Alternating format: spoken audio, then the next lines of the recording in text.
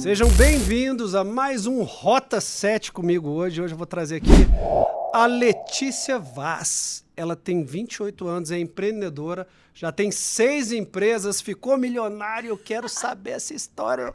Bem-vinda, Lê. Muito obrigada, que prazer estar aqui. Já tô chamando de Lê, já fiquei pode íntimo. chamar.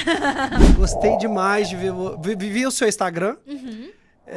O pessoal mostrou, achei legal pra caramba. Falei, eu quero falar com essa menina, porque essa veia empreendedora me atrai muito. Eu comecei com bem novinho, 12 anos, vendedor ambulante. Que legal. E essa coisa de empreender desde cedo, mudar ali a sua realidade, conseguir uma liberdade financeira jovem, eu acho muito inspirador. A gente tem que falar um pouco disso aí para quem está assistindo. Sim. Como é que começou essa história aí? Fala pra gente. Bom, eu comecei com 17 anos também, e acho que como a maioria dos empreendedores no Brasil, eu comecei por necessidade. Então, eu precisava ajudar os meus pais a pagar a minha faculdade, porque eu moro em Bragança, que é no interior de São Paulo. E eu queria fazer jornalismo na Casper Libero, era tipo meu sonho de vida. E aí, eu tive que vir para São Paulo para fazer a faculdade. E tudo era muito caro aqui. Moradia, alimentação, a faculdade em si era particular, só que era meu sonho de vida. Eu falei, eu preciso fazer alguma coisa que meus pais sozinhos não vão conseguir pagar. Aí eu peguei R$500 emprestado do meu pai, fui no Brás, comprei um monte de roupa e virei sacoleira. Então eu vendia para as meninas da faculdade. E aí eu fui vendendo para minha faculdade, fui vendendo para outras faculdades próximas que tinham eventos similares. E aí, eu gostava muito de estudar sobre tendências e eu queria fazer jornalismo de moda. Então, estudando sobre as tendências, eu enxerguei um gap de mercado, que era um produto que era muito visto lá fora, numa roupagem nova, assim, que era o cropped, que é essas blusas mais curtinhas que aparecem na barriga, e não tinha muito disseminado aqui no Brasil. Aí eu falei pra minha mãe, eu acho que temos um produto aqui que as pessoas ainda, a massa ainda não tá comprando. E aí eu mesma cortei, costurei um cropped e fui numa festa. Que hoje eu sei que é uma pesquisa de mercado. Mas você já sabia costurar? Eu sabia costurar. Eu sei... É que tem várias máquinas. Eu sei costurar no overlock, que é a máquina que fecha as laterais. Então, tipo, tudo que fecha a peça é overlock. O que dá acabamento é a reta. Na reta eu não sei, mas no overlock eu sei. Então, a minha mãe, ela tinha uma loja de kit de berço. Coisas pra bebê, assim, almofada de amamentação, essas coisas. E ela que fazia. Então, eu sempre vi ela fazendo essas coisas, sempre vi ela costurando. Então, pra mim, foi muito fácil. Eu cresci nisso, então eu fui lá, fechei a peça. Não tinha acabamento nenhum, era horrorosa, mas dava pra entender o que era um cropped. E aí, quando eu cheguei nessa festa, todo mundo ficou alucinado no cropped. As meninas queriam muito, porque elas acharam muito diferente, muito legal. E elas começaram a fazer pedidos pra mim. Lê, faz um pra mim? Faz um preto pra mim? Aí eu fui pro Brás, comprei o tecido correto, né, com elasticidade e tudo mais. Fiz uma grade PMG e comecei a vender. E aí foi que eu comecei a construir a marca LV Store, que veio crescendo muito. Aí eu comecei a vender o primeiro cropped, depois eu comecei a vender sainha pra combinar, fazer conjunto. Mas você costurava? Eu costurava. Ou você contratou uma costureira pra fazer? No começo eu ajudava a fechar, e aí a minha mãe, ela tinha ela e a Ângela, que foi a minha primeira costureira, que era a primeira costureira da minha mãe também. E aí ela que costurava, ela ajudava a costurar. Então eu fazia toda a parte de desenvolvimento do produto, foto. Criei um site também, um e-commerce que não era... Isso a gente tá falando 2014, 15. 2015. Então, não é tão comum que nem é hoje. Hoje, a barreira de entrada para o e-commerce é muito baixa. Todo mundo consegue abrir uma loja online. É muito didático hoje para você montar. Há 10 anos atrás, não era tão didático assim. Era mais Então, eu criei esse e-commerce, redes sociais. Então, desde o início, eu tive um Instagram da marca, em que eu fazia os conteúdos dentro do Instagram da marca, o que ajudou muito também a crescer bastante. E ajudou muito a gente na pandemia, porque a gente já estava muito consolidado no digital. E eu fui fazendo essas coisas, e aí a minha mãe, junto com essa outra costureira, iam ajudando na parte da costura. E aí a gente começou a criar outras peças que complementassem esse cropped. Então, que combinasse ou um cropped mais compridinho, ou um cropped de outra cor, ou uma saia, ou uma jaquetinha. E aí foi criando, assim, uma marca mesmo. Aí, no final do meu segundo ano de faculdade, as vendas já estavam, assim, muito grandes. Eu trabalhava como assessora de imprensa, que eu fazia jornalismo, então eu trabalhava já CLT. Fazia faculdade à noite e tinha LV para cuidar. Então, eu tinha mais ou menos 3 afazeres no dia. Uhum. E como a marca veio crescendo e crescendo e crescendo, eu já ganhava com a marca mais do que eu ganhava sendo assessora, mesmo com todas, tipo assim, aumento que eu poderia ter, mesmo Já tava 13º, férias, já tava dando mais dinheiro. Que eu também sou muito pé no chão. Todas as decisões que eu tomei, assim, na minha carreira foram muito baseadas em dados. Então, eu fiz muito essa análise do tipo, qual que é a projeção de crescimento? A gente tá crescendo tanto todo mês. Se a gente continuar assim, em tanto tempo a gente vai estar onde? Então, eu fui tendo essa análise pra saber o que eu fazia. E aí, eu saí da faculdade. No final do 2º ano, não dava mais conta de atender a demanda, e eu fazendo tudo, e minha mãe também, em Bragança, e eu em São Paulo, e a gente tentando se comunicar, era muito complicado. E aí eu decidi trancar a faculdade e voltar pra casa dos meus pais em Bragança e me dedicar pra marca. 2 anos depois. 2 anos. Então aí você tava com 20 anos. Eu entrei na faculdade 19, com 17, eu tava com 19. Isso. Uhum. Aí eu voltei pra Bragança com 19. Eu desmontei a sala de TV do meu pai, montei tipo um mini ateliê pra mim. E aí eu cortava todas as peças, né? E a costura ainda continuava lá, porque a costura tem um acabamento Mas você muito... fez algum curso, Não alguma fiz. coisa assim? Porque assim, quando você fala cortar, você tem que ter mais ou menos uma noção ali, alguma coisa, não? Cortar, eu acho que é o processo mais fácil. Quando a gente fala de confecção, é o processo mais fácil. Porque literalmente, você pega um molde... Você pega um molde e corta em cima. Exato, Entendi. você corta em volta. Então, é o processo mais fácil. O processo mais complexo é realmente a costura. E a parte que depois eu fui descobrir, né? A parte de gestão de pessoas, de administrativo. Mas você é mais analista? Você se considera uma pessoa mais analista? Acho que sim. Analítica, né? Me considero. Eu sou uma pessoa que eu tenho muita facilidade em identificar padrões de coisas que deram certo e coisas que deram errado. E isso me ajuda muito a crescer mais rápido e identificar, isso daqui não tá dando certo, vamos pra esse caminho. Então, eu fui pensando muito no que ia acontecendo e tentando melhorar com o tempo, assim. Aí, depois desses 2 anos, eu comecei a me dedicar 24 horas do meu dia pra LV. Pra LV. E aí, começou a ter uma crescente exponencial. E aí, a gente foi com 20 e pouquinhos anos, eu já tinha uns 30 funcionários. Olha. Aí você montou, então, uma... Aí, eu montei uma fábrica. Uma fábrica. Isso. No começo, eu lembro que a primeira fábrica que eu montei era uma casa. Porque eu tinha um receio muito grande de alugar um galpão. Porque eu falava assim, não, é muito grande um galpão, tipo, é muito indústria. Aí eu aluguei uma casa que tinha 3 andares e eu montei a confecção nessa casa. E aí foi ficando insustentável, porque foi crescendo, crescendo, crescendo. Eu passei por uns 3 lugares, porque eu também tinha muita dificuldade de planejamento. Eu sempre falava, a gente cresceu muito, agora vai parar.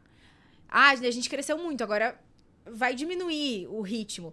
E aí, durante muito tempo, a gente foi crescendo numa velocidade muito rápida, porque era outro momento, né? Hoje a gente tem muitas marcas digitais, tem muitas meninas que fazem a mesma coisa do que eu faço.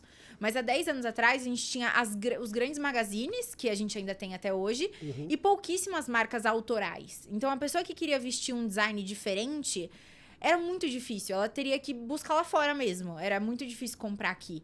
O design, o corte, o modelo. Design mesmo, a modelagem. Então, tipo, uma calça de couro cheia de bolso. Era muito difícil. Era sempre o mesmo padrão que ela via em todos os lugares. Se ela queria ser um pouco diferente, ela teria que buscar... Porque era também meio que comum. Você vai numa contramão também da maioria, né? Porque eu em 2014, eu fazia uma novela na Globo, Amor à Vida.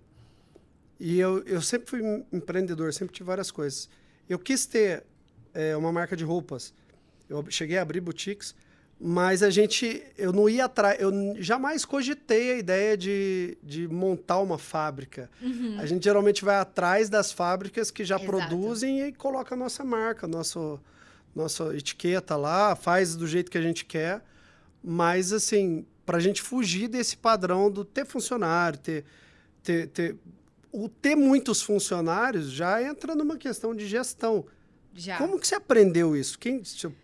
Seu pai, alguém te auxiliou? Porque foi bem difícil. Não é tão fácil, assim, do dia para noite você ter 30 funcionários. Não é fácil. E ainda mais sendo que os seus funcionários são muito mais velhos que você.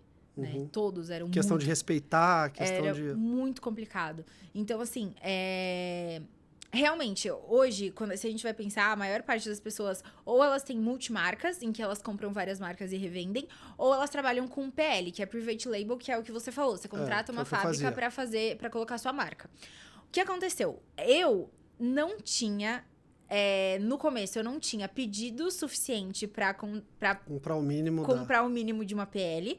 E eu não tinha dinheiro suficiente para comprar o pedido da multimarca. Uhum. Então, o que eu tinha na mão para fazer? Eu tinha 2 máquinas de costura e o dinheiro para comprar tecido.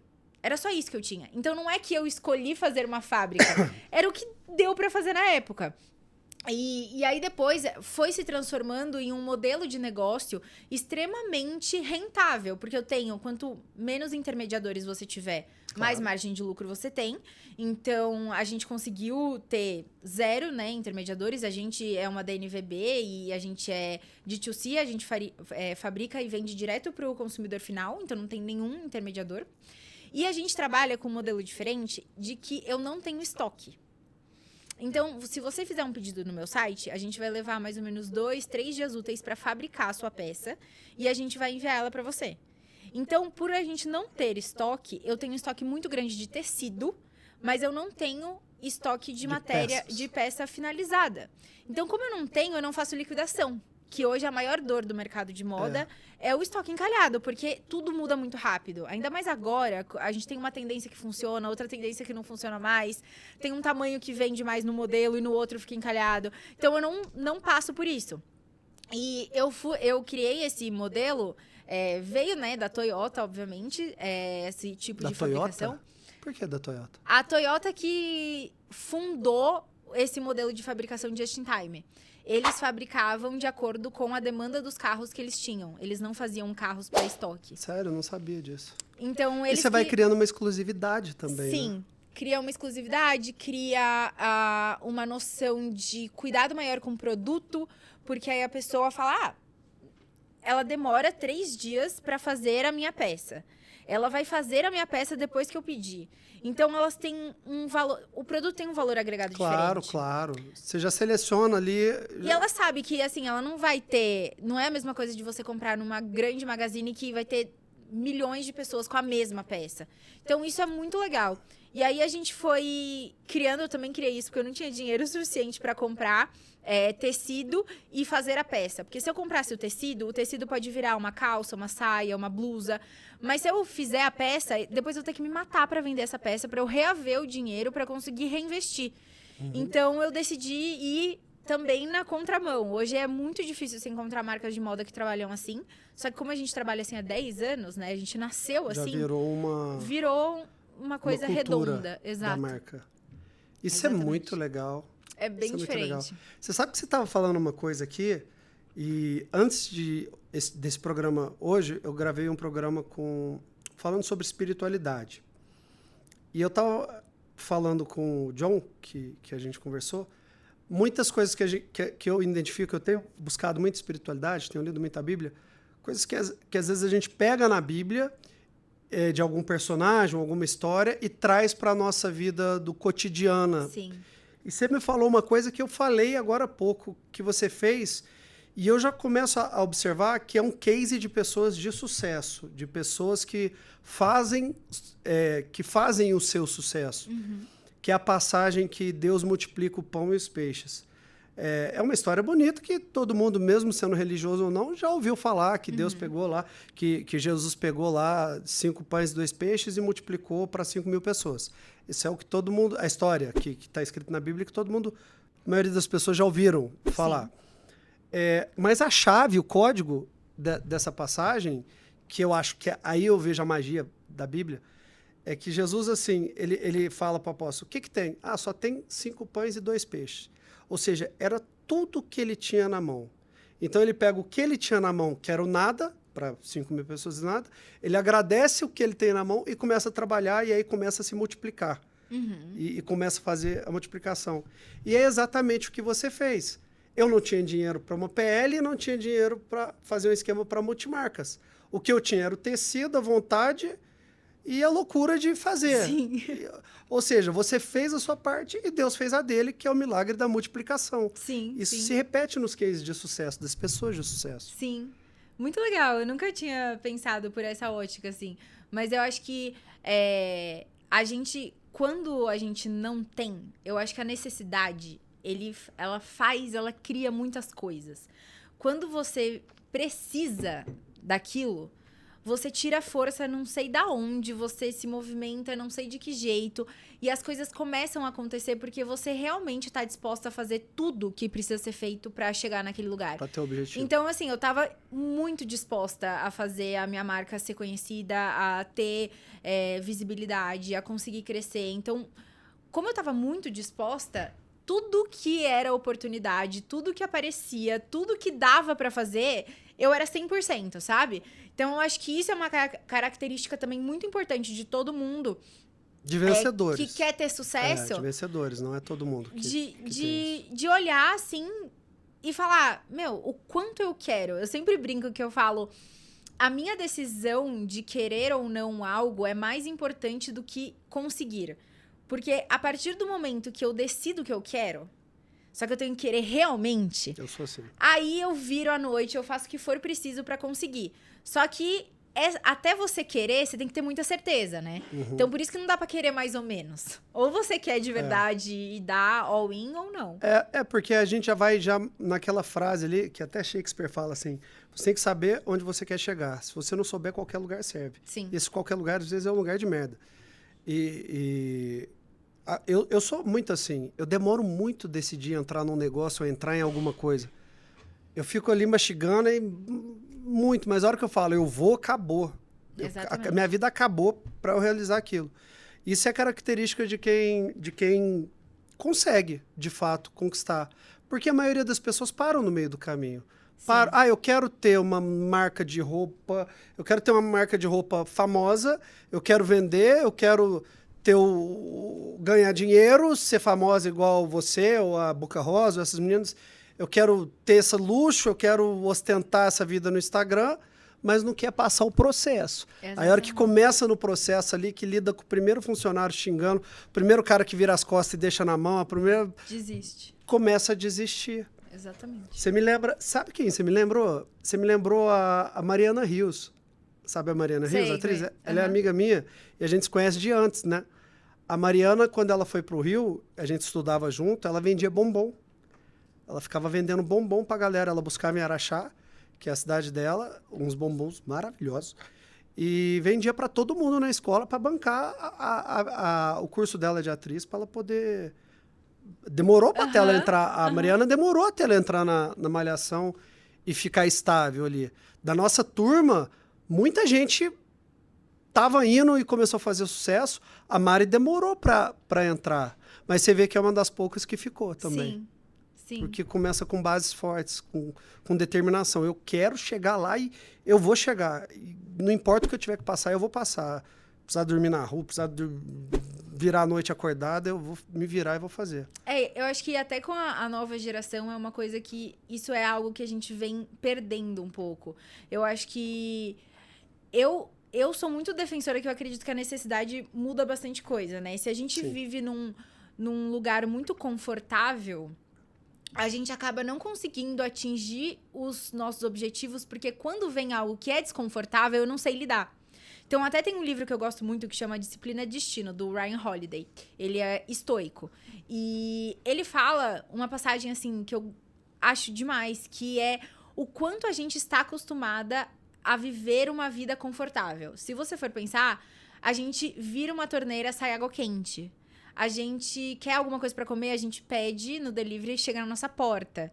Então, a gente não tem mais que passar pelas privações e pelas dificuldades que os nossos ancestrais tinham que passar. Então, a gente vive numa geração e numa sociedade de muito conforto. Claro que cada um vai ter o seu nível de conforto e nível de privilégio, mas se você for comparar com a nossa linha de evolução, a gente cada vez mais é uma sociedade mais confortável.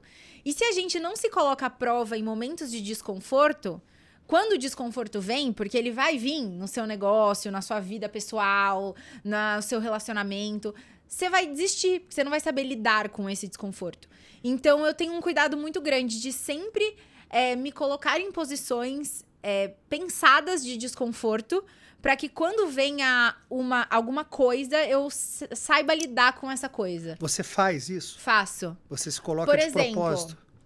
Eu acordo todos os dias, 10 para 5 da manhã, e treino às 6 horas. É tipo regra. Eu poderia treinar hoje às 7 horas, às 8 horas, às 9 horas da manhã. Eu não preciso mais. Eu precisaria, no começo, se eu quisesse treinar às 6. Porque às 7 eu ia estar de banho tomado, vou ter que tomar banho, me arrumar. Às 8 eu já estava pronta para gravar. Hoje eu não preciso mais, eu tenho um time grande. Mas eu continuo fazendo, porque se eu não tiver disciplina para acordar essa hora, eu vou ter disciplina para quê? Então, eu acho que tem várias coisas que eu coloco como objetivos e pode parecer muito tonto, e realmente é. Você pensa, acordar cedo, é tonto. Mas são coisas que a longo prazo você se torna uma pessoa muito disciplinada, você se torna uma pessoa muito focada, porque você tá acostumado a tirar o seu conforto. Então, cara, é muito confortável. Às vezes eu acordo 4h50 da manhã, eu olho e falo, tá tão quentinho aqui, eu não quero ficar. Só que eu falo, cara, não, se eu não consigo levantar, eu vou conseguir fazer o quê? Como é que eu vou lidar com... Quando chegar a bucha no meio do dia, como que é que eu vou lidar com ela? Então, acho que essas questões de você sempre se colocar em desconforto é muito importante para quem quer ter disciplina, assim, a longo prazo. Isso é muito legal. Eu tenho um pouco disso, eu me puno, sabia? Quando eu faço alguma coisa, por exemplo, às vezes eu tô numa luta com rede social, por exemplo. Eu quero abandonar. Mas quando às vezes eu faço alguma coisa que vai contra o que eu quero, ou que eu me propus a fazer, eu geralmente faço uma punição. Eu tomo banho gelado, eu como um negócio que eu não quero. Eu faço umas coisinhas, tá vendo?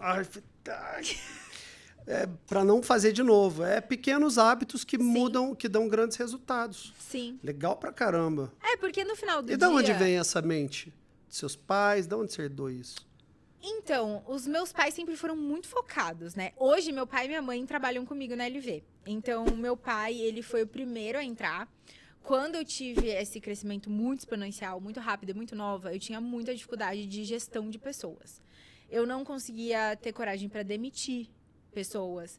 Eu não conseguia dar um feedback assertivo. Porque eu tinha 19 anos, as costureiras tinham 50. Eu não tinha coragem de chegar para elas e falar...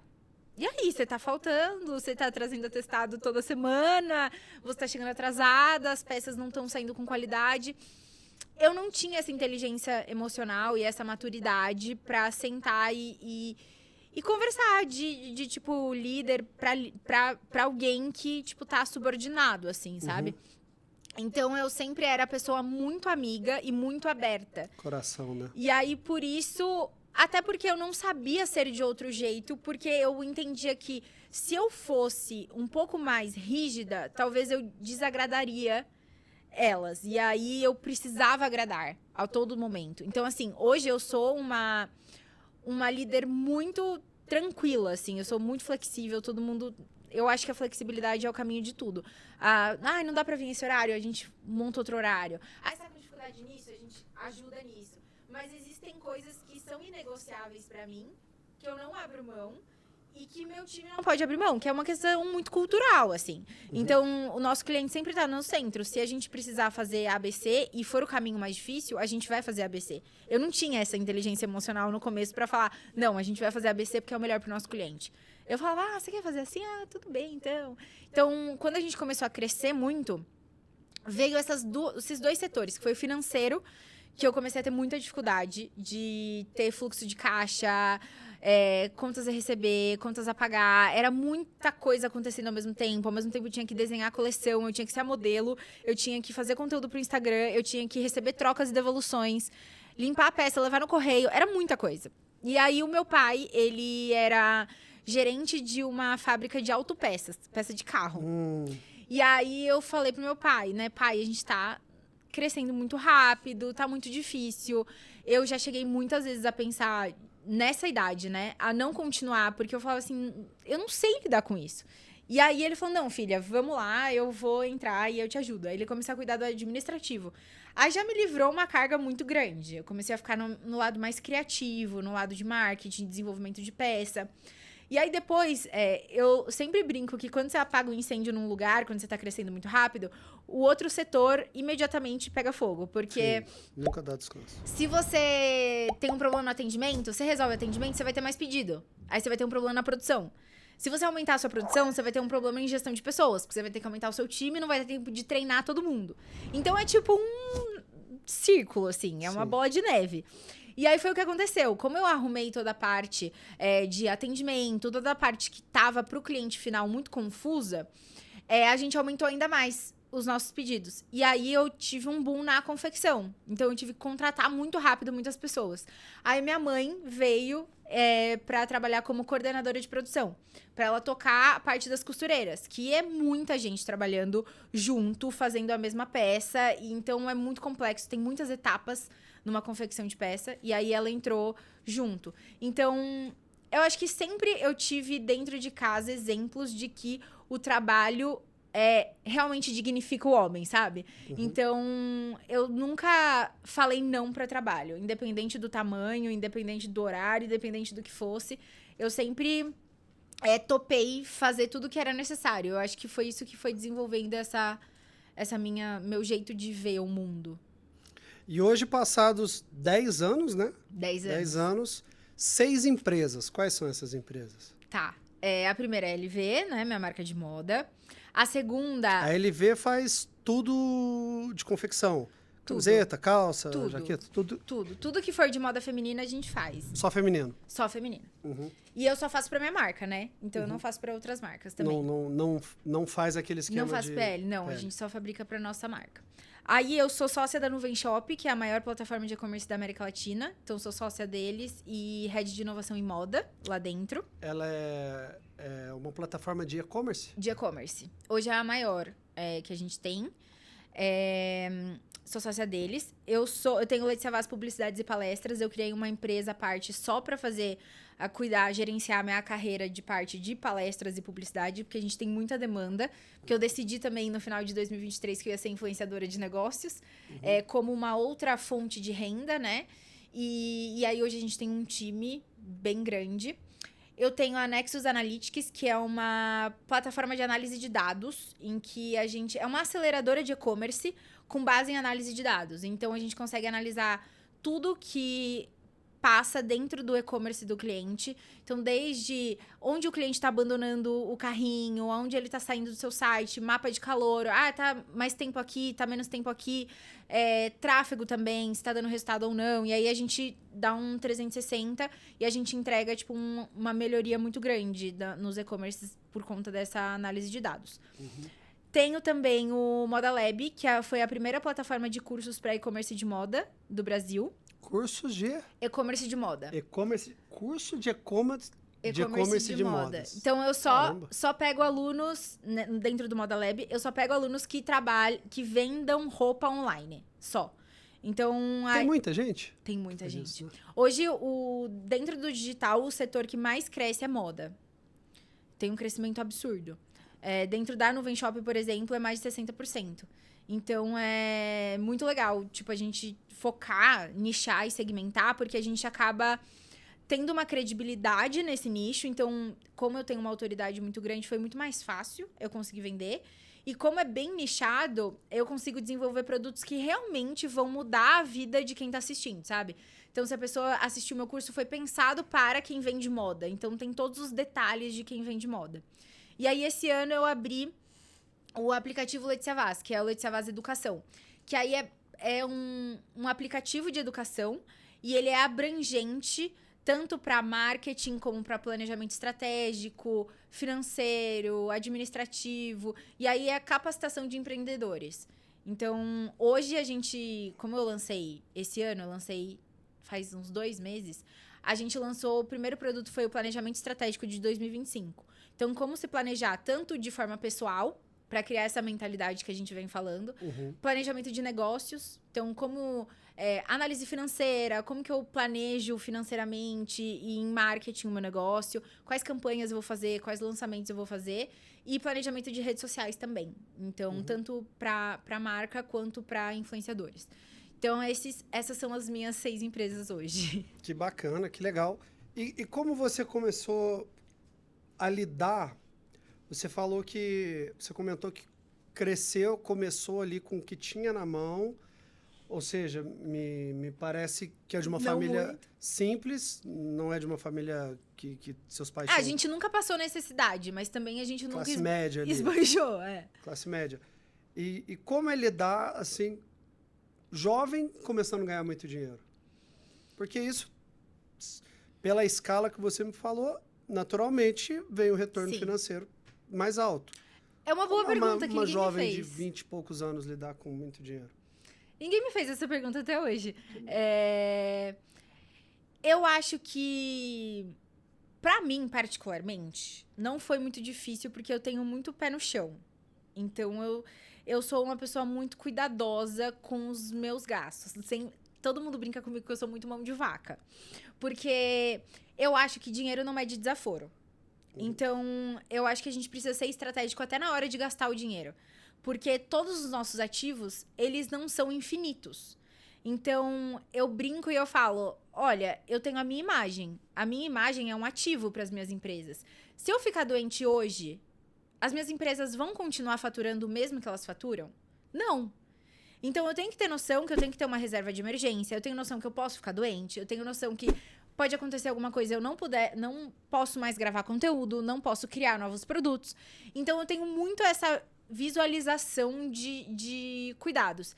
E uma coisa que eu acho que foi um ensinamento, assim, que eu tive muito nova, e eu não sei se de quem que veio, ou se veio de mim mesma, mas eu calculo tudo por tempo de trabalho. Então, tudo eu troco por tempo de trabalho.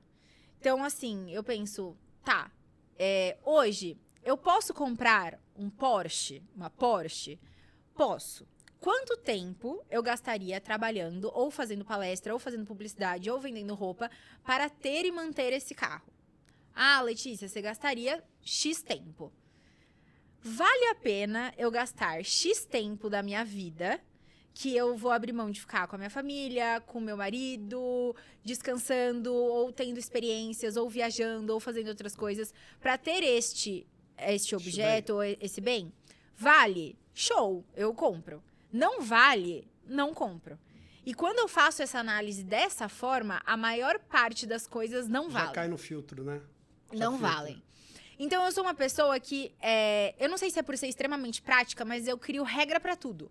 Então, minha vida funciona muito bem com regras.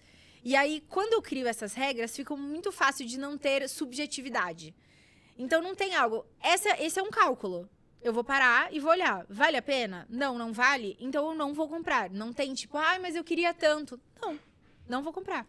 Então, eu acho que isso é muito importante para quem tá crescendo. Porque vale mais a pena você ter o dinheiro investido e você conseguir trabalhar com paz. Porque eu acho que, para mim, dinheiro é liberdade. Total. Não adianta você ter dinheiro, ou você ser super reconhecida, ou ter um trabalho muito legal, se no final do dia você é escravo disso. Se no final do dia você quer tomar um café à tarde e você não pode sair porque você tem tanta coisa pra fazer que você não pode tomar um café.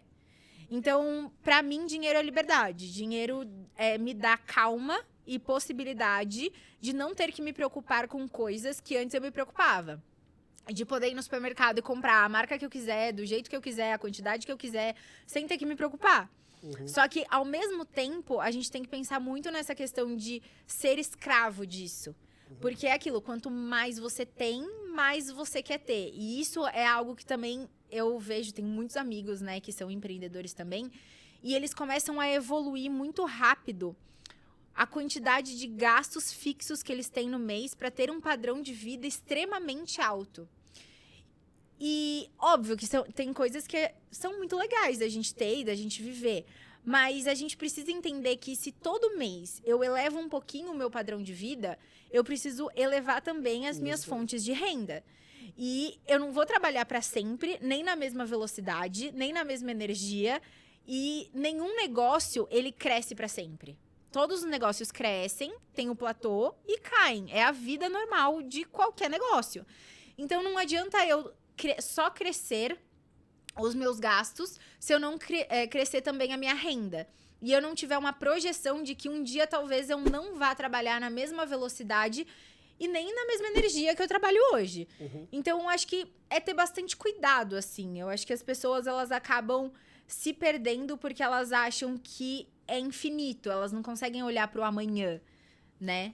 Falar assim, putz, se fechar essa porta aqui, ferrou, né? Porque assim, pode ser que hoje você tá com uma rentabilidade boa, alta em determinado setor.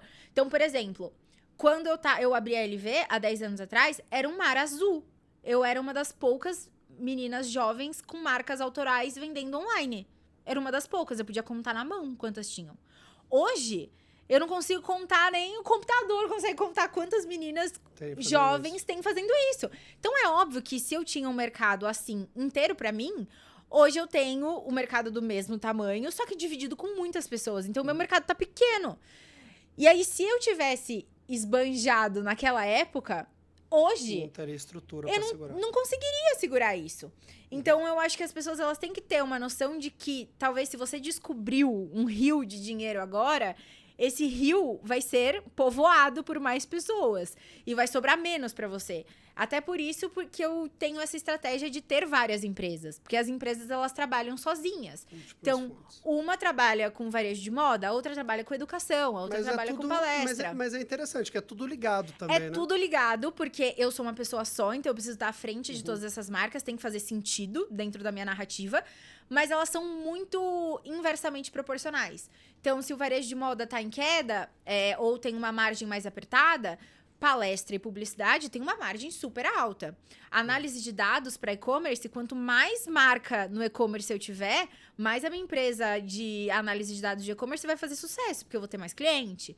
Então, eu sempre tenho essa noção de trabalhar em conjunto pra gente conseguir ter renda de várias... Eu não gosto de colocar, tipo, todo o meu potinho de moeda em um lugar só, sabe? Que eu acho arriscado. Ah, mas sempre é. Mas você não teve... Porque, pô, você é jovem. Você é casada? Você falou que é... E a gente tá nesse momento. A gente tá há 10 anos junto. A gente começou a namorar quando eu abri a LV. E a gente já tem casa junto, a gente já mora junto, faz 6 anos. E a gente tá nesse processo de namorido. Só que eu tenho pavor de falar namorido, porque eu acho que já é casado. Vinícius. Já falei pra ele tem um deadline. Se vira. Eu falei pra ele que ele tem até dezembro pra me pedir em casamento. Se ele não me pedir, eu vou pedir ele. Tá tudo certo. Não tenho problema nenhum. Já sei o anel que eu quero, já compro. Vocês já moram juntos há 6 anos? Já. 6 anos. Mas ele é meio lerdo, entendeu? Aí eu já falei pra ele. Deu pra perceber. Deu pra perceber, né? Aí eu já falei pra ele, ó, vamos lá, até dezembro. Se vira, Vinição, se vira. Já comecei a organizar o casamento, ele nem sabe. Olha só. Muito lerdo. Pra mim, já tinha feito 7 casamentos. Já dava pra casar, separar a casa. Mentira, mas já dava pra fazer muita coisa. E filhos? Então, esse é o ponto da questão. Porque daqui eu tô me preparando, né? Porque eu acho que pra ter filho é uma questão complexa. Então, eu tô me preparando a minha vida, a minha rotina, as minhas empresas, pra que daqui uns 3 anos eu consiga ter. Então, eu quero adiantar o casamento logo pra já tirar do meio e ficar... E ele não trabalha contigo? Não, ele é jornalista. Jornalista. Então, ele trabalha para vários lugares, vários veículos. E, inclusive, agora ele tá viajando para fazer matéria internacional. E você, por exemplo, aí você fala que... gostei muito de ver você... A forma que você tem disciplina. Disciplina é tudo, né? Mas é o que a gente falou no início, você é muito analítica, né? Sim. É um perfil de pessoas, sim, né? Tem pessoas que é nesse perfil. Mas, por exemplo, você não se presenteia? Presenteio. Por exemplo, assim, eu vou fazer tal meta e se eu conquistar essa meta, eu vou me presentear ou com uma viagem, ou com luxo, ou com... Sim, coisa nesse sentido. Eu tenho algumas... Qual foi a coisa que mais você esbanjou até hoje? Ai, gente, vão me xingar se eu falar isso. Mas... Comprei um Fiat Mobi. Cara, eu paguei business pra viajar. Eu juro, eu sou muito contra ir viajar de business, porque eu acho um absurdo, eu acho rasgar dinheiro. Porque você dorme, você acorda no lugar. Tipo, tá tudo bem, entendeu? Ser Eu tô gostando porque minha mulher tá ouvindo aqui. Tá tudo bem ser econômica. Você vai lá, e aí, tipo, você sentou, são 12 horas da sua vida. Você Então, vai seu pagar maior o dobro. esbanjamento foi pagar uma business. Da minha sensação de que estou rasgando dinheiro, foi pagar uma business. Pra onde? Pra Suíça. Pra Suíça. Fui pra Suíça de business, só que foi tipo assim, eu sentei lá e eu falava assim, meu Deus! Só que aí agora... Eu quero levar agora também, eu vou levar esse esse lenço, negócio. Esse tapa-olho que eu não vou usar nunca. Esse pode dar 2 champanhes também. Esse fone aqui, eu não sei, mas eu vou levar pra guardar. Só que aí a gente entra no paladar não retrocede, né? Aí agora eu tô... Aí é uma merda. Aí agora eu tô fazendo a minha próxima viagem. Vê se eu coloquei lá econômica. Não coloquei. Ah, mas depois que a gente acostuma, é difícil. Aí, mas isso pra mim, eu acho que eu tô trabalhando. Mas eu me sinto assim também. Eu sinto que eu tô rasgando dinheiro. Às vezes eu vou viajar assim e. A minha mulher sempre quer ir de business. E eu viro e mexe, eu viro um cabotiá. Eu falo, não, nem a pau. Tem que estar com desconto valendo a pena. Exatamente, Se isso não tiver também. com desconto valendo a pena, mas... Aí se eu pago, às vezes, um pouco mais caro, eu sento na business e eu fico me punindo. Eu falo, cara, não é possível. Daqui 12 horas eu torrei tanto dinheiro para daqui 12 horas... Eu acordar. É melhor eu dormir no hotel um dia. Exatamente. Dormindo. É porque esse é um ponto de quem é muito analítico, né? Tipo, você calcula tudo. Tipo, eu calculo muito do tipo assim, cara, tá, se eu for gastar um dia a mais pra ficar lá, pra dormir, me recuperar, vale muito mais a pena financeiramente do que business. Eu vou pagar 10 mil numa business ou 1.000 numa diária num hotel bom um dia. Eu durmo um dia no hotel. Exato. Então... Só que vai chegando um momento também que você vai percebendo que o seu tempo vale muito dinheiro. Exatamente. E aí você fala, putz, vale a pena eu me descansar pra eu chegar bem e render mais. Isso até... Profissionalmente foi muito fácil pra mim. Então, eu, por exemplo, agora, a gente tem um motorista, porque eu vinha pra São Paulo dirigindo. Uhum. E tipo, a gente pega estrada, e eu ficava, tipo assim, 3 horas no trânsito, sem ver meu WhatsApp, porque eu tava dirigindo. Quando eu chegava numa gravação, eu não sabia o que eu fazia. Se eu gravava, se eu trabalhava, ou se eu olhava o WhatsApp, alguém tinha me ligado, já tinha estourado um monte de bucha. Aí eu falei, gente, não faz sentido. Aí a gente contratou um motorista. Tipo, cozinheira, a mesma coisa. Eu achava loucura quem tinha cozinheira. Aí eu comecei a ver o quanto me irritava a alimentação. Porque hoje, querendo ou não, eu trabalho com a minha imagem. Uhum. Principalmente na minha marca de moda. Como eu sou a piloto, a gente faz as provas em mim. Então, eu não posso nem engordar, nem emagrecer. Eu tenho que manter mais ou menos o mesmo corpo, porque a grade de tamanho da minha marca tem como base o meu corpo. Uhum. Então, se eu engordar muito, a minha grade vai ficar errada, e se eu emagrecer também. Então, eu tento manter o mesmo corpo. E aí, eu sempre ficava irritada, porque não tinha comida pronta, eu tinha que fazer pedido, tipo, de iFood, e aí ficava... Comendo mal. Acabava comendo mal. Ou eu tinha que me estressar, que tinha que descongelar o frango pra fazer o frango. Aí eu falei, gente, mas não tá batendo a conta. Aí eu fui lá e contratei uma cozinheira. Então, eu acho que é muito analítico. Eu acho que não existe você esbanjar se... Quando você tiver um cuidado. Se você tiver um cuidado estratégico de tipo, olha, se eu tomar essa decisão vai me render isso, isso e isso de melhoria na minha vida, beleza. Aí eu vou mais ou menos nesse padrão de pensamento, assim. Entendi. Mas comprou a Porsche ou não? Não comprei, não tive coragem. Pensou, falou, nossa, vai dar 2 semanas de trabalho, não vou pegar. Não, gente, não compro nada. Igual sapato, minha mãe, ela... Não, você já tem uma coisa boa, porque mulher geralmente gasta muito com roupa. Em roupa, eu não gasto. Aí você tem sua marca, nem é ético você gastar com outras marcas. Exato, eu não né? uso outra marca. Nunca usei. Há 10 anos eu uso a minha marca. E bolsa? Bolsa... Mulher gosta de bolsa? Eu gasto, mas não muito, assim. Pra eu comprar, foi um parto. Chanel, eu comprei uma Chanel em Paris, que tava mais barato. Eu fiz a conta. Aí a gente foi pra semana de moda. E eu só comprei porque eu tava na semana de moda. Porque eu me achei pobrinha. Eu vi aquelas meninas na semana de moda com um monte de bolsa de marca, sapato de marca. Eu falei, gente, só eu aqui com um pão de queijo e um suco. Eu falei, não, vou comprar, vai. Aí eu comprei, mas, tipo, também não... É que assim... Eu não sei, mas eu acho que a partir do momento que você começa a ter algumas coisas materiais, às vezes você chega e fala, nossa, é só isso, né? É. Tipo, acho que a gente almeja tanto algumas coisas e quando a gente chega, por ser coisa material, é tão pouco. E você chega... Eu tava fazendo esse papo hoje. Às vezes a gente... E tem muita gente que atrela felicidade à coisa. Exatamente. E aí, a hora que tem a coisa... Falei, e agora? E agora só sobrou um buraco aqui e eu não sei o que fazer. E entra em parafuso. É muito legal o que você faz e de conversar com você já dá para ver claramente a sua personalidade, o quanto você é apaixonada na sua marca e no seu negócio, que assim, eu sou assim, eu não trabalho por dinheiro, eu trabalho para as coisas que me dão propósito. Claro, a gente faz negócio, faz coisas para lucrar, mas assim, tá aqui batendo um papo, tá aprendendo, tá fazendo coisas que fazem sentido para mim, é o que me move e é o que faz eu andar. Só que, consequentemente, isso traz dinheiro. Sim. Mas eu não faço pelo dinheiro. E sempre, eu sou muito observador da vida alheia, principalmente, do sucesso alheio. Eu sou muito observador do sucesso alheio. Eu percebo assim, sempre quando alguém busca muito, eu quero fazer isso para ficar rico, eu quero fazer isso para ter isso, eu quero fazer isso para comprar isso, na maioria das vezes ela se frustra. Sim. Ela se frustra porque ela para no meio do caminho, porque o objetivo é o que a gente falou no início. O objetivo é a coisa e não fazer o projeto acontecer. Exato. E aí, no primeiro desafio, ela desiste da coisa. Ou ela chega e consegue ter a coisa material e entra num vazio existencial. Fala, e agora? E até mesmo conquistas que não estejam atreladas a dinheiro, mas de profissionais mesmo. Eu quero muito que minha marca atinja, sei lá, tanto de faturamento, ou tanto de expansão, ou que a gente saia na capa daquela revista.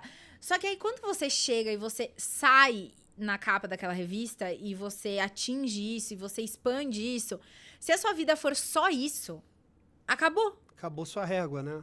Porque você chegou... Sempre tá jogando a régua pra cima. Então, assim, eu acho que eu sou, hoje em dia, né, principalmente com essa minha evolução de querer ter filho, eu tenho... A minha busca é muito mais de completar o meu repertório de vida com outras coisas que não seja só o trabalho, do que ficar fissurada no trabalho. Porque eu passei 10 anos fissurada no trabalho. De, tipo, acordar e dormir e todos os dias querer e fazer... E durante um período da sua vida, você tem que fazer isso.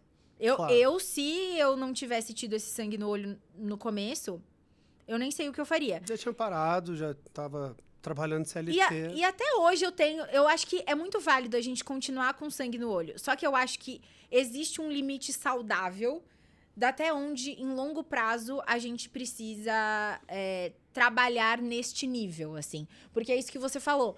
Se a gente ficar o tempo todo só colocando todas as nossas realizações de vida dentro de conquistas profissionais, quando essas conquistas profissionais chegarem, porque se você tá colocando toda a sua energia nisso, vai chegar em algum momento? Não tem jeito, chega. Não vai sobrar nada. Você vai chegar lá e vai falar, nossa, que legal, era só isso. O que eu vou agora? Qual que vai ser o próximo caminho? Qual que é o próximo passo? E aí você sempre vai estar em busca de algo e nunca vai estar feliz com o que você já tem. Então, acho que antes de você ficar buscando o tempo todo a próxima conquista e o próximo passo e o que maior eu vou fazer agora e qual é o melhor lugar que eu posso estar agora, aonde vão me aplaudir mais, eu acho que nossa, cheguei até aqui. Acho que dá pra eu aproveitar tudo que eu construí, dá pra eu respirar. Desfruta? Eu tô num processo seus hobbies? Eu tô descobrindo meus hobbies agora. Nossa, cara, a gente é parecido nisso. Eu tava falando essa semana... Tava falando essa semana e é algo que eu tenho batido muito na tecla.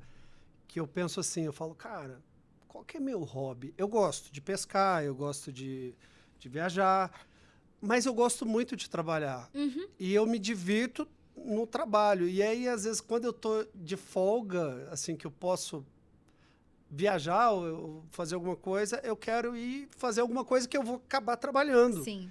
Só que isso virou um padrão meu, porque eu gosto muito eu mexo com fazenda também.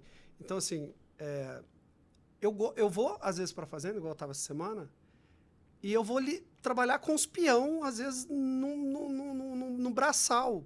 porque eu gosto. Eu preciso? Não, eu poderia pagar a gente para estar ali, mas acaba que é meu hobby. Sim. Mas eu comecei a entender também por uma pressão também que, assim, cara, eu preciso desfrutar mais. Eu preciso fazer coisas out que não tem nada a ver com o meu business ou com o meu meio ou com o que eu estou fazendo.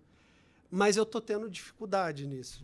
Eu também. É porque, assim, eu comecei a acender uma sirene na minha cabeça quando tudo que eu ia fazer no final do dia tinha que ter um produto atrelado.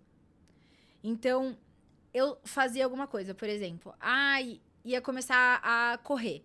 Comecei a gostar de correr, vou correr. No final do dia, eu tava desenhando uma coleção fitness pra lançar na minha marca pra atender a minha corrida. Por exemplo, eu comecei a gostar de pintar. Falei, vou pintar.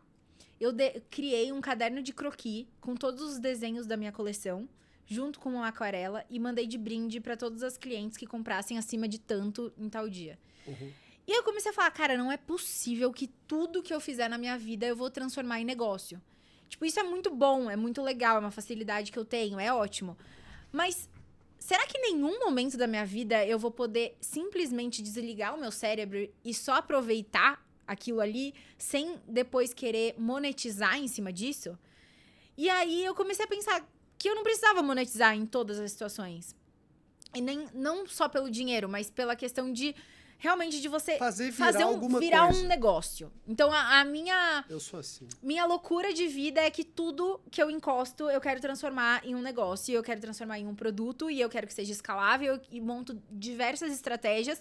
Só que isso, a longo prazo, vai te sugando, né? Cansando. Suga a sua energia, suga a sua criatividade, suga a sua vontade de criar novos projetos. Porque se até algo que é pra relaxar, você cria um negócio e um produto, quando que você vai relaxar? Então, a minha tentativa agora é criar. Eu tenho uma lista que eu fiz, acho que há 2 semanas atrás. Eu colei no meu escritório, que eu escrevi assim, repertório de vida. E aí são 7 coisas, se eu não me engano, que são áreas da minha vida que eu preciso equilibrar junto com o trabalho. Uhum. Então, tem tipo lazer, tem esporte, tem afetividade, tem propósito, que meu propósito tá muito ligado com caridade, mas aí é uma coisa minha que eu gosto muito. Tem presença de si, que é muito você... Eu tenho muito uma dificuldade, que é estar presente nos lugares. Como eu tenho muitas empresas e muitos estímulos no WhatsApp, todo mundo me liga o tempo todo e tá falando comigo o tempo todo, eu tenho muita dificuldade de, por exemplo, sair jantar e não, em nenhum momento, pegar o celular pra trabalhar. Ou estar no, sei lá, no Instagram e tá só rolando o feed. Em algum momento, eu vou transformar aquilo em trabalho. Eu vou comentar alguma coisa, ou vou ver meus comentários, ou vou ver quantos likes tem, ou vou ver a métrica, vou analisar alguma coisa. Então, eu comecei a perceber... Será que eu paro?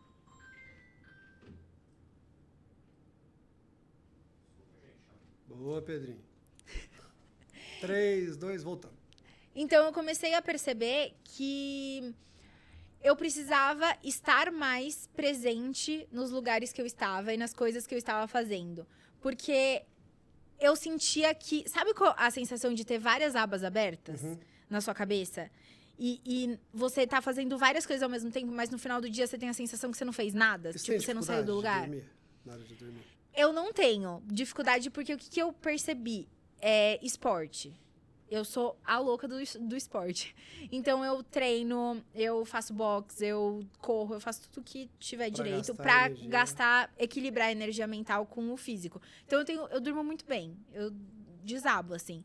Mas eu percebi que eu tava perdendo relacionamentos muito importantes ou perdendo de perceber coisas nos outros, porque eu sempre tava muito preocupado com algo que ia vir. Então, tipo, você ia jantar comigo, você podia estar me contando o maior BO da sua vida, que eu devia ser a sua amiga, eu devia estar ali do seu lado, e eu tô pensando que segunda-feira eu tenho um lançamento, que terça-feira eu tenho um shooting, que... E aí, isso eu falei, cara, que pessoa eu tô sendo, sabe? Da pessoa estar aqui do lado, contando algo pra mim, importante pra ela, e eu tô pensando em mim e no futuro. Então, essa presença de si é muito importante pra mim, assim. Mas é muito legal você perceber isso. Fui fazendo essas divisões, e aí eu tô tentando equilibrar todos esses lados, assim. Mas não é fácil. Não é fácil, não. Não. Eu também tento. Eu tenho ligado muito Essa questão mesmo do telefone, para mim, é péssimo, porque eu fico vendo o negócio também o tempo todo, tudo que eu vejo, tudo que eu vejo não é no dinheiro, eu penso num business, eu vejo tudo o tempo todo. E às vezes eu deito, quando eu não estou fazendo alguma coisa para o business, eu estou rolando tela, vendo coisas inúteis. Uhum. E eu comecei a perceber e virou uma missão minha, que é difícil de agora não levar o meu telefone para o quarto. Dormir fora de mim, porque eu já acordo e já... Primeira Sim. coisa e já começo. Mas eu comecei a olhar esse lado de equilibrar os outros lados.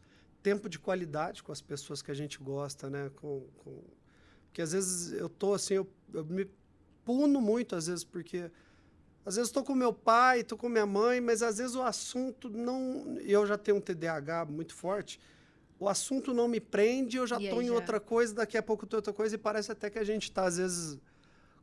fazendo pouco caso da conversa, ou não é válido, né? E eu faço isso com quase todas as pessoas.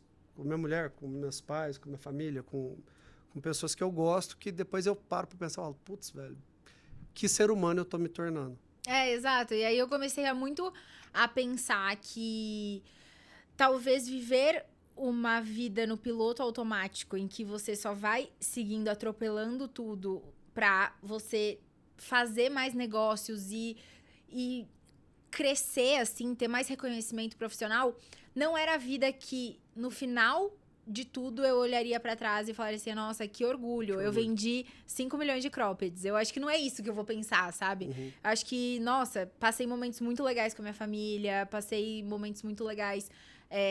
Pode ter até coisas materiais, tipo, construir minha casa. Era o meu sonho de vida construir uma casa do jeito que eu sempre quis. E eu construí. E isso é uma coisa muito legal pra mim. Você continua morando em Bragança? Continuo morando em Bragança. Então, eu acho que existe achar esse equilíbrio. Porque eu acho que nem tudo que é demais faz mal. Até as coisas boas, que a gente passa do limite dessas coisas boas, faz mal. Então, ter esse equilíbrio é algo que, graças a Deus, assim, as pessoas estão querendo falar mais sobre isso. A gente vê um crescimento muito grande, inclusive eu estudo muito sobre tendências de consumo, comportamento do consumidor do futuro, e um dos maiores comportamentos que a gente vai ver para 2026 é realmente o modo offline. É o quanto as pessoas estão procurando mais estar fora das redes sociais. E até isso acontece, toda a tendência, eu gosto muito de falar sobre tendência, e sempre me perguntam, como que você sabe quais são as próximas tendências? Todo mundo acha que tendência é só tendência de moda, né? Vai usar esse sapato, vai usar essa calça, vai usar essa blusa. Mas tendência é muito movimentação da sociedade. Para onde a sociedade está olhando, como ela se comporta, o que está mudando. E sempre a próxima tendência, ela vem para ser balancear a tendência anterior. Então, se a gente for pensar, o evento mais traumático que a gente teve nos últimos 5 anos foi a pandemia. Foi um momento... 100, né? Foi o momento em que todo mundo estava em casa, no celular, o tempo todo. Qualquer tipo de relacionamento que você fosse ter com outro ser humano, que não morasse na mesma casa que você, precisaria ser através de uma tela. E a tela foi levada ao auge da usabilidade. Todo mundo começou a comprar coisas pelo celular, só receber coisas em casa, a só se relacionar virtualmente, fazer chamada de vídeo pra tudo. E as pessoas perderam um pouco esse contato tete a tete offline, no mundo real. E toda tendência que ela vem pra balancear a tendência anterior. Então, quando a pandemia explodiu e todo mundo saturou de ficar na internet, a gente vem com um movimento contrário agora. Um movimento das pessoas quererem criar coisas offline, criar comunidade. Se a gente for ver, teve um aumento muito grande de corridas de rua, que as pessoas começam a se encontrar para correr em grupo, e elas começam a pertencer em locais que antes era tudo digital. Então, essa movimentação também é algo que a gente vai ver muito, e as marcas também, e os empreendedores também precisam ficar de olho nisso. As marcas, principalmente, que são majoritariamente online, né? Tipo a minha, eu só vendo online. Eu vou precisar... Você não tem loja física? Não tenho loja física. Eu vou precisar, num futuro, ou ter uma experiência física, não precisa ser necessariamente uma loja, mas que eu consiga tangibilizar esse tempo de relacionamento com os meus melhores clientes no offline. Então, a gente está trabalhando muito para até fomentar, fazer com que essas clientes saiam do celular o tempo todo. Porque não é positivo para elas, não é positivo pra gente, não é positivo pra ninguém. Então, até esse croquis que eu falei que a gente desenvolveu foi um brinde no Natal que a gente pensou, porque no período de festas as pessoas ficam muito em casa, né? Então, Natal, Ano Novo, elas acabam ficando em casa. E aí, quando você fica em casa e você fica num ócio, a primeira coisa que você faz é rolar o feed eternamente, pra ver o que tá acontecendo, pra ver a vida dos outros, pra ver o que o povo tá fazendo. E aí, essa foi a nossa primeira tentativa, foi em dezembro do ano passado, da gente deixar essa experiência no offline pra elas, mesmo elas lembrando da nossa marca. Então, a gente lançou uma coleção Festas, que era tudo voltado pra Natal e Ano Novo, e elas recebiam um livrinho com todos os desenhos das nossas peças, de todas as peças que a gente lançou nessa coleção Festas, junto com uma aquarela e um pincel, pra elas poderem ter o tempo delas de presença de si, de não ficar no feed rolando eternamente, de lembrar da nossa marca, mesmo em um momento que elas não iriam lembrar. Então, acho que essas estratégias são muito legais também pra gente pensar. E tem um marketing por trás também, tem, né? sempre tem, sempre tem. Tipo, Tudo eu que eu mando vou todos fazer, os modelinhos. Ai, esse desenho aqui eu não comprei. Exatamente. Ela tem esse modelo, eu não comprei, quero comprar. Eu vi você fazendo um story não, um vídeo no seu Instagram, que eu achei muito legal, que eu achei sensacional, que é o... Eu não vou, você vai saber falar melhor do que eu, que é o marketing que você usa sem mostrar. Por exemplo, você bota uma camiseta com uma frase qualquer e começa a falar de um assunto aleatório, mas é o que você está mostrando aqui. Para as pessoas começarem a olhar aquilo e subconsciente começa a desejar. Explica um pouco mais esse marketing. Eu achei legal pra caramba.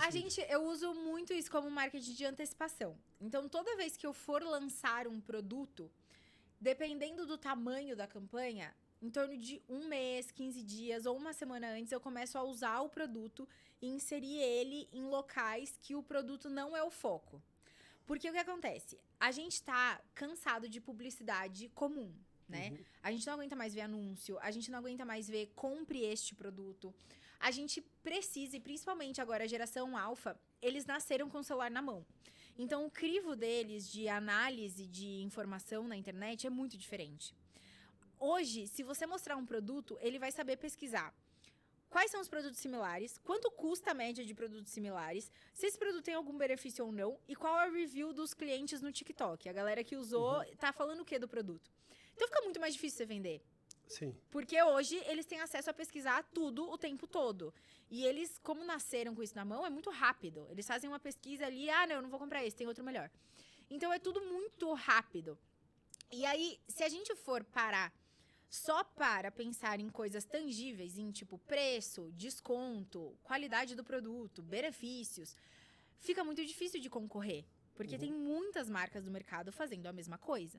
Então, a gente precisa pegar em pontos que são intangíveis, que são pontos que não tem como a gente desenvolver um valor ou mensurar, que é a geração de desejo.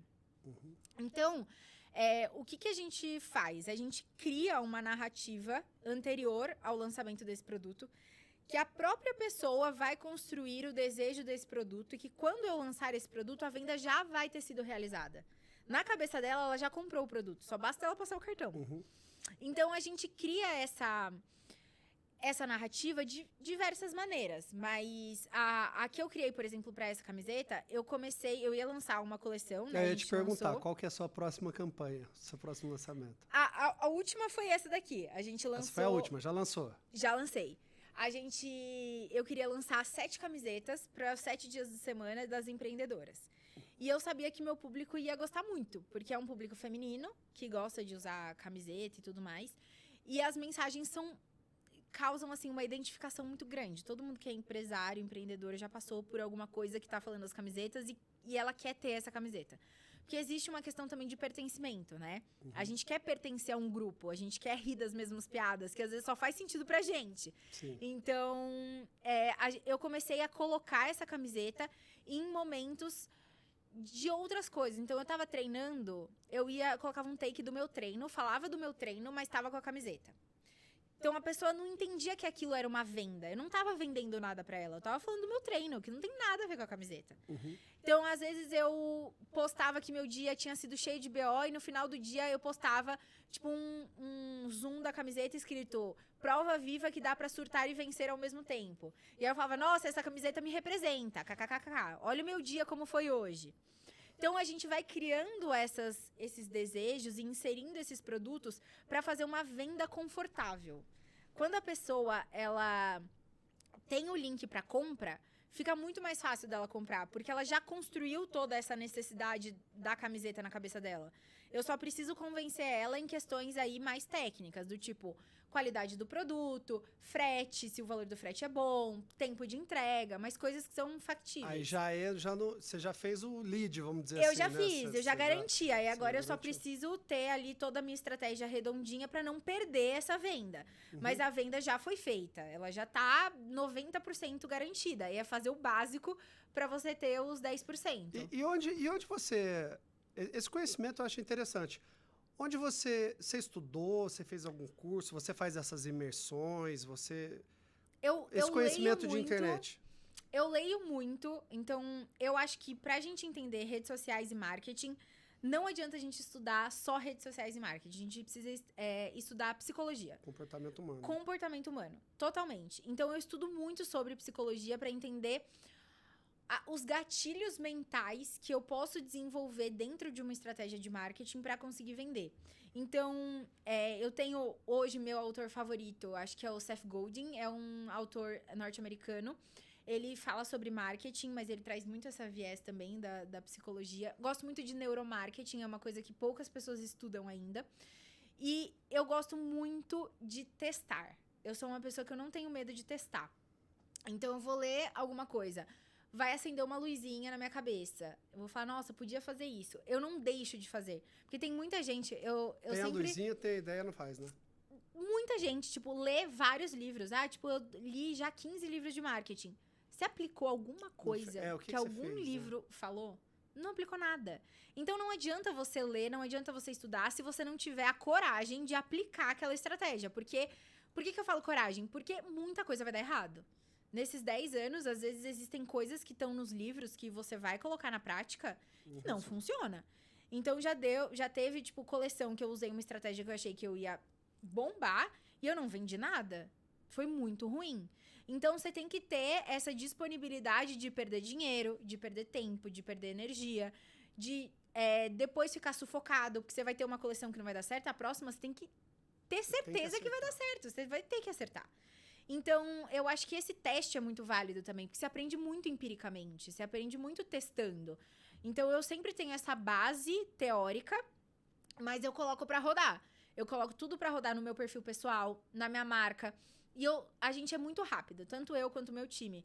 Eu sempre falo pra eles, eu prefiro que a gente erre por ter testado alguma coisa, ser o primeiro a testar um negócio e deu ruim, do que depois a gente vai falando, se a gente tivesse feito, olha onde a gente estaria. Ou quando você vê alguém que fez o que você teve ideia, não fez, e a pessoa colhendo frutos, fala, puta, velho. Exatamente. Isso acontece comigo já várias vezes.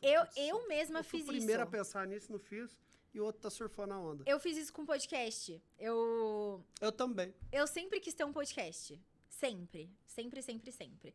E eu sempre quis ter um podcast sozinha. Eu e o microfone falando sobre estratégia, sobre marketing, sobre negócio, sobre mentalidade. Eu sempre quis ter isso. E eu nunca achei que ia ter relevância. Em 2020, eu criei um podcast. E eu fiz 2 episódios na minha casa. Foi durante a pandemia. E eu fiz 2 episódios, tem até hoje no Spotify. Criei 2 episódios em 2020. E aí eu falei, cara, ninguém tá fazendo podcast, só eu tô aqui que nem tonta falando, tô subindo nesse negócio, não tem visualização. O tempo que eu tô gastando nesse podcast, eu posso estar gastando fazendo um Reels, que eu tenho mais resultado. Vou deixar pra lá. Deixei pra lá, em 2020. Hoje, eu fiz meu primeiro podcast. Faz 2 semanas que eu tenho um podcast meu. Você fez um. Fiz. E no primeira semana de lançamento, a gente bateu o top 3 podcasts mais escutados sobre negócios do Brasil. Olha que legal. E aí eu fiquei pensando... Sozinha. E aí eu fiquei pensando, se eu tivesse continuado lá em 2020, agora talvez eu fosse o maior podcast de negócios do Brasil. Com certeza. E eu não fiz. Isso aconteceu comigo de podcast. Quando começou a pandemia em 2020, a Lili, que era uma das minhas empresárias, ela falou, Rô, você tem que fazer um podcast. Você tem que fazer um podcast. Faz um falando de música sertaneja, dos cantores sertanejos, da galera da Globo. Faz um, você conhece todo mundo. Ah, Lili, não sei, não sei, vou, não vou. Um monte de amigos fizeram, despontaram. Hoje tem o Piunte, que é o maior do segmento sertanejo. Tem vários, assim, que cresceram muito, que eu vi nascendo, e eu falei, putz, não fiz. Quer outro exemplo? Vou te dar outro exemplo de duas pessoas que eu vi nascer. Em 2014, 2013, eu fazia uma novela, eu fui um dos primeiros brasileiros a ter 100 mil seguidores no Instagram. Ai, que legal! Um dos primeiros. Na época eu morava eu e o Caio Castro, a gente dividia uma casa, e o Caio tinha mais, e a gente começou ali, a gente era os caras mais bombados da internet. E em 2011 ali mais ou menos, eu fiz um canal do YouTube que eu postava clipe, mas eu gostava de falar às vezes de política, de situações do dia a dia e tudo mais, e eu vi um moleque começando a falar, fazer uns vídeos, que ele era da turma ali, da nossa turma do Rio de Janeiro, não era amigo meu, mas era da mesma turma do Rio, que era o Não Faz Sentido, com o Felipe Neto. E ele começou ali. E logo depois eu vi um menino fazendo uns vídeos besta numa cama de hotel, que era o Whindersson Nunes. E eu falava, gente, esses caras não sabem fazer isso. E tudo que eu fazia dava muito mais engajamento que eles. Muito mais. Mas eu não toquei. Olha o que virou o Whindersson, olha o que virou o Felipe Neto na internet. E hoje eu falo, cara, se eu tivesse focado, talvez eu poderia ser um dos maiores hoje. Mas eu não foquei, então assim, legal, fico aprendizado. Sim, hoje eu testo muito, eu dou pro meu projeto 1 ano. Então, quando eu decidi que eu ia ser influenciadora de negócios, foi em dezembro de 2023, eu decidi que eu teria até dezembro de 2024 para fazer ele se transformar, esse influenciadora, em um negócio. Eu ter entrada, eu ter fluxo de caixa, eu ter saída, eu ter um time, eu ter processos. Falei, você tem 1 ano. Se depois de 1 ano você se dedicando não der certo, aí não é pra você. Não deu resultado, desliga a tomada. Aí não é pra você, talvez você não tenha as habilidades necessárias, talvez não dê certo, enfim. Então eu dou 1 ano. E aí foi muito engraçado, porque em dezembro de 2023 eu tinha 40 mil seguidores. Agora a gente tá com 440. No Spotify? No Instagram. Ah, no Instagram. A gente tá com 440. Então, e hoje a gente tem, tipo assim, muitos contratos fechados. E eu tenho um time muito bom. Tipo, eu já tenho... A gente tem community manager, eu tenho comercial, eu tenho social media, eu tenho estrategista, eu tenho videomaker, tem tudo.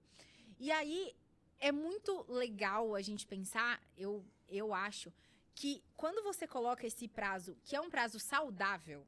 Eu acho que 1 ano é um prazo saudável, porque eu não gosto de viver com a dúvida também do tipo, e se eu tivesse tentado mais? E se?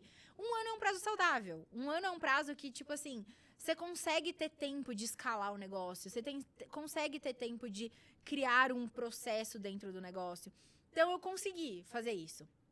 E aí, agora, esse projeto, eu sempre brinco, porque todo mundo fala, tá, mas como você sabe o momento de você abrir a próxima empresa? Porque você tem 6, tá? Você vai querer ter 7, você vai querer ter 8? Como que você sabe? Então, eu sempre brinco que quando a empresa não precisa mais de mim, eu abro a próxima. Então, até dezembro de 2024, a empresa de publicidade precisava de mim. Eu precisava fazer parte das reuniões, eu precisava falar com o cliente, eu precisava ajudar no roteiro de publicidade. Hoje eu não preciso mais. Hoje eu não participo mais de reunião com cliente, o meu time toca. Roteiro, eu dou a ideia inicial, eles já descem tudo para roteiro. Eu faço a gravação, já tenho o time que edita, eu não preciso falar nada, eles editam, tá sempre, tipo, perfeito, tem pouquíssimas alterações. Então ficou redondo o processo? Beleza. Próximo. Agora eu vou pro próximo. Aí eu abri o meu aplicativo de educação. E esse tá engatinhando. Então, esse eu ainda não tenho processos tão bem feitos. Às vezes, eu deixo passar coisas, às vezes eu não entrego no prazo que eu teria que entregar. A gente não tá conseguindo ainda criar uma frequência de produtos digitais que nem eu queria. Então, a gente teria uma frequência de 1 mês tem lançamento, 1 mês não tem. 1 mês tem lançamento, 1 mês não tem. A gente já furou. esse lançamento não deu tempo de fazer. Mas é normal. Dentro de um prazo de 1 ano, é normal. Então, dentro desse 1 ano, até... A gente começou em fevereiro. Até fevereiro de 2026, eu tenho que fazer o negócio rodar. Se eu não fizer o negócio rodar, eu preciso ou remodelar estruturalmente o negócio, ou eu preciso entender que talvez esse negócio não seja pra mim. Você. E aí eu preciso ir achar outra coisa. Então, eu sempre vou trabalhando nesse 1 ano e remodelando. Tem negócios que ficam redondos muito mais rápido. O meu negócio, o Nexus Analytics, que é a minha aceleradora de e-commerce, em 6 meses ela ficou redonda. Aí eu já passei pro próximo. Mas aí depende Depois de muito. bastidor eu quero saber mais sobre ela. Essa empresa. Tá bom, vou falar pra você. Mas... depende, cada negócio tem uma demanda, mas eu acho saudável você respeitar o tempo, mas também entender que talvez o negócio não seja pra você. Porque às vezes a gente também fica dando murro em ponta de faca em coisas que... Insistindo em algo que não é pra ser. Não é pra você. Por algum motivo. Não é pra você por algum motivo. E a gente tem que entender. Tem coisas que também não são pra mim e tá tudo certo. E tá tudo certo. Que bacana. Que prazer te conhecer. Prazer foi meu. Que bacana. Deu uma aula, uma senhora de 96 anos num corpo de 28. Mas muito legal, muito bacana seu conhecimento, cara. Desejo muito sucesso aí Obrigada pra gente. Pra LV Stories e pra todas as empresas que já existem e que vão existir. Quero ouvir seu podcast, porque eu já virei seu fã. Obrigada. Quero te presentear aqui, olha. Com Amei, gin. porque eu tenho um bar em casa, vou te mandar então, foto ó, você já depois. tem aqui um Joy Gin. Olha que coisa mais linda esse gin. Posso pegar? Pode. Nossa, que chique. Você viu que diferente? Joy Gin. De Capitólio. É de Capitólio. Eu tenho... É onde eu fico muito É também. uma das suas empresas? É uma dos negócios, um dos business. Eu não gosto de falar, não. Eu falo que é só meu patrocinador, porque senão todo mundo começa a me pedir. Mas é um dos business. É um dos business também, o Joy Gin. Amei. Acho que tem tudo a ver com você, com sua marca, né? Sim, amei. Luxo, tem todo um glamour aí. Amei. E fica esse presente de coração pra você. Adorei. Tá bom? Chique, adorei. Muito E obrigada. obrigado, foi um prazer. vamos marcar aí daqui a pouco para falar sobre os novos assuntos, novas com empresas, certeza. novos negócios. Com certeza. E muito obrigado pela presença. E deixa um recadinho aí para quem está te assistindo. Quem é jovem, quem está ali entre seus 18 anos, que foi quando você começou, Sim. quer ser bem-sucedido, quer ser rica, quer ser famosa, quer ficar bombar no Instagram, dá uma dica aí para quem está assistindo. Bom, acho que primeiro tem que querer muito. Tem que estar disposto a fazer o que tem que ser feito para chegar lá. Então... no começo é muito mais difícil, então a gente tem que fazer tudo sozinha, a gente acha que não vai dar conta, mas a gente dá conta. E aí depois de um tempo você vai olhar pra trás e falar, nossa, que bom que eu não desisti, que bom que deu certo. Então, com estratégia certa, com conhecimento e com disciplina e foco, você chega lá. É isso aí. Me lembrou Ayrton Senna. Ayrton Senna fala uma frase que eu sempre guardei. Não importa sua classe social, não importa onde você nasceu, não importa sua etnia, não importa se você é muito rico ou não tem nada. Quando você tem um sonho, quando você tem um objetivo, você trabalha todos os dias em direção a ele, sem desistir, levantando a cada tombo, levantando após cada rasteira que você leva, confiando em Deus, segurando na mão do Criador, inevitavelmente você vai chegar lá. Não tem como você chegar em outro destino, a não ser o seu desejo, se você não desistir. Muito bom, isso mesmo. É isso. Ficamos aqui com a Letícia Vaz. Sigam ela no Instagram, @Letícia Vaz. Isso mesmo. Tudo junto? Tudo junto. E é isso. Beijo no coração, fiquem com Deus e tchau, obrigado. Obrigada, gente.